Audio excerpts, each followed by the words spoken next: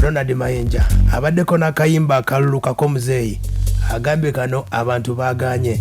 RONALD MAYINJA over the weekend yategeezezza nti yafulumiza akayimba kano yakafulumiza busudi wali Makindi eno beats okalira kalimu ka piichi era kalimu ne bwoba omanya akayimba ke bayita bizzeemu kali keyasobodde okuba ate ng'agizeemu ne bakapiichinga ne kadduka paka awo. Kati omukulu ono yavuddeyo ng'agamba nti muzeeyi abantu baganye yasobodde okuba ate ng'agenda.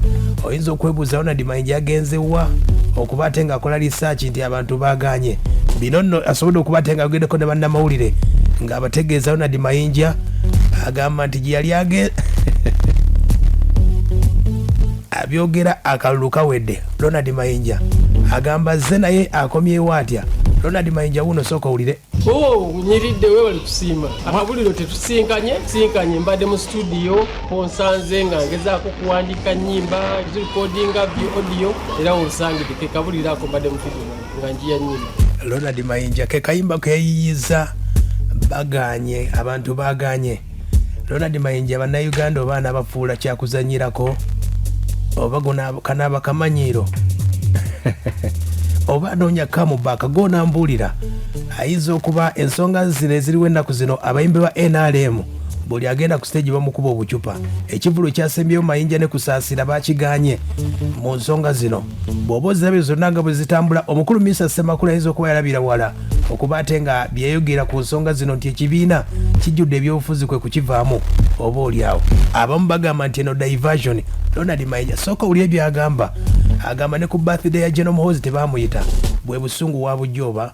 Bintu ya birthday byo neyange nnyini sigimanyi kati sitera nnyo kubiwa budde. Birthday kati mwenensi oba okuza birthday bulamu bukoledde ki okitegedde kirungi kikyofunye mu kuzaali kirungi kikyofunye mu kuzaali ayo saagala gendayo.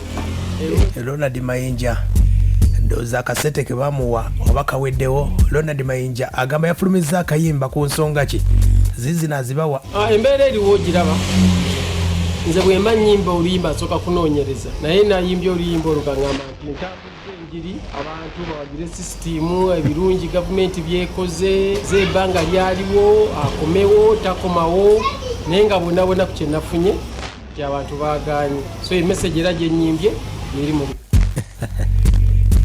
ayaya yagenze mu kivulu ne bamugaana n'agamba nti kagenda akola oluyimba. RONALD MAYINJA oba akuba mu kisaka jjinja alabe oba waliwo akayinza okuvaayo. Omukulu tumubuuzizzaako yazemu opposition oba wulira bw'agamba. Nasinzira kusenzize mu bantu ne mmanya nti baaganye emesagi enyimbye nempanika. Awe mutannamanyira ti awe wali obuzi sikyukangako kyendi naye kuwa message nga bweri. Kati radio bwekubikira tokyawa radio olinda muba mu radio lwekuwa oluyimba ate ne muba mu radio lwekola ki lwekubikira naye ogenda n'oziika n'omanya wano amawulire gempadde si malungi ate leero gempadde malungi. So kino kyenoonyereza abantu bakoze kibagana naye nawe oli munnamawulire osobola okudda mu bantu n'onoonyereza nodda n'agagonoga ate baganye MAYINJA alimba then umuko nenze kukyenoonyereza abantu baganye. Mbadde njagala osooka owuliza oluyimba olwa buli munnayuganda awuliza oluyimba amanye abantu baganye.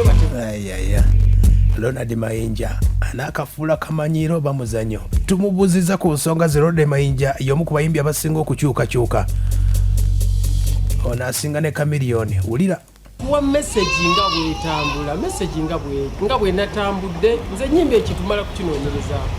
Kati gwena amawulire gweyagala nga tasigenda sanze mba neewuliriza oluyimba ojja kulaba oba lwetanjawukana oba lulimba oba lwamazima naye nga abantu baganye. Abantu nedda kizibu ekiriwo nti okuntegera olina okuba nga otegeera nnyo obeera mu kunoonyereza n'ekyo gyeyo ky'oliyita kyo bwekuba kunoonyereza nze awo mpanise. RONALD MAYINJA oyinza okwebuuza lwaki akalulu nga kawedde kwe kuvaayo okufulumya oluyimba luno. Abasinga bagamba eno diversion.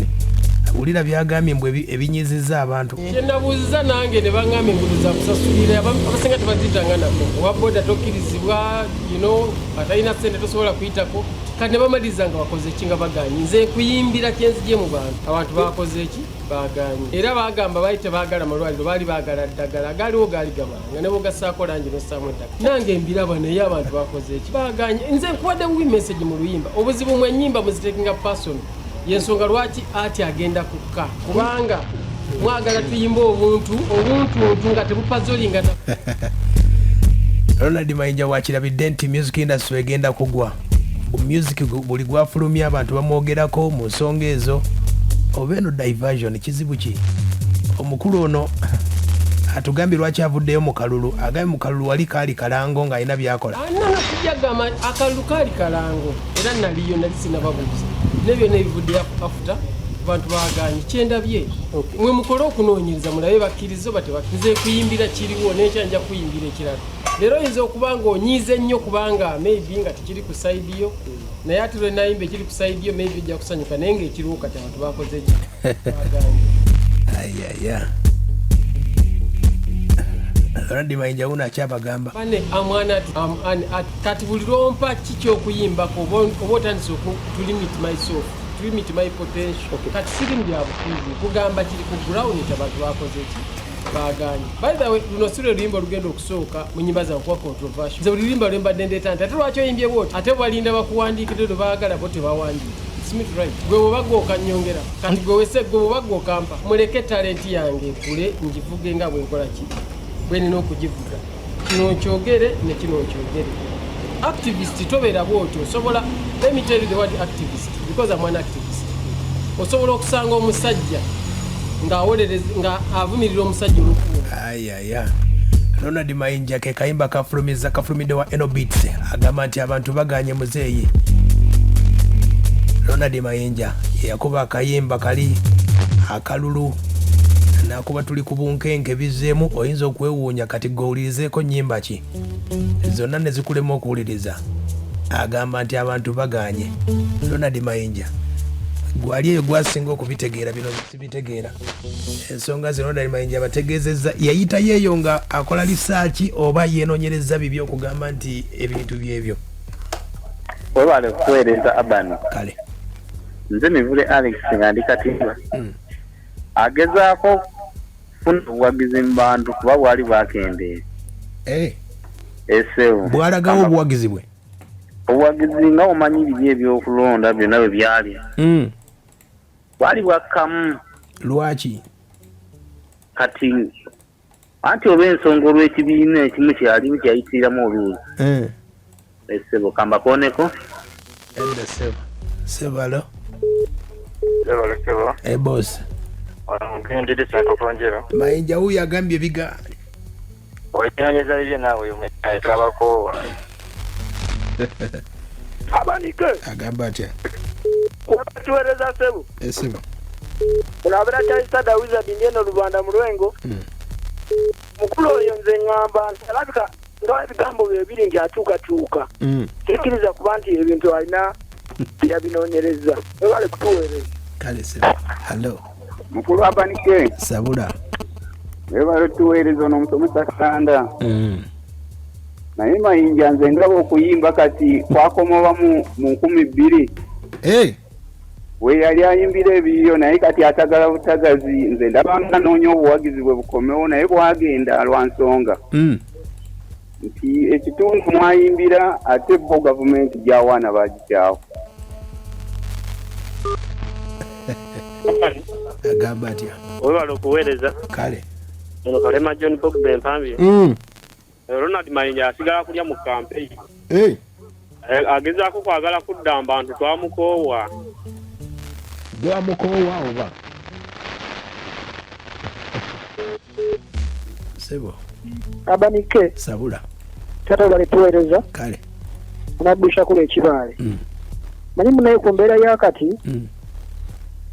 Omuntu wafulira munnaye tawagenda. Anti. Omusajja tuwambe tamunenya. Onaddusha kula ekibaale. Ebali kuwuliriza. Abani. Agamba atya. Ebali tuweereza. Ennyabo. Nebirako ne maamuka. Yagula buganzi kati bwabeerako bantu n'awulira bye bavumirira ekibiina kye. Kati kwe kujja dde n'alimbelimbe ffe nga abantu bakoowa. Haya basi.